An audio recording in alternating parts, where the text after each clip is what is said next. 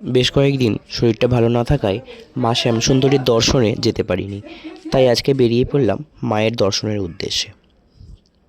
তো সেই মতো দেখো আমি মায়ের বাড়ির সামনেও চলে এলাম।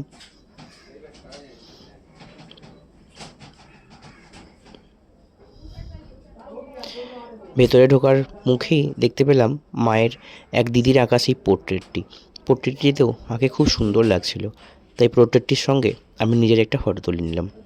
তারপর ধীরে ধীরে আমি এগিয়ে গেলাম মায়ের দর্শনের উদ্দেশ্যে। আর ওখানে থাকা এক দিদা আমাকে মায়েরই সিঁদুর একটু মাথায় ছুঁয়ে দিল, মায়ের আশীর্বাদী সিঁদুর। মা, মাকে প্রণাম করে মাকে বলো বাবা, মাই তো সব বাবা।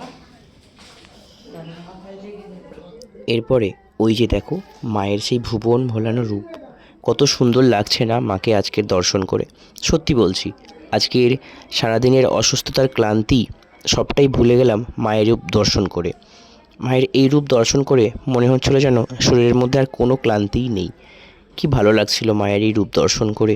মায়ের এই ছোট্ট ছোট্ট রাঙা চরণ দুখানি সত্যিই মনে হচ্ছিল যেন আমি ছুটে গিয়ে বুকে জড়িয়ে ধরি। এরপর আমি বেরোনোর সময় পেয়ে গেলাম মায়েরই একখণ্ড প্রসাদের টুকরো। আজকের আমার এই ভিডিওটা কেমন লাগলো সবাই অবশ্যই আমাকে কমেন্টে জানিও। আর যাওয়ার আগে সবাই জয় মা শ্যামসুন্দরী লিখে যেও।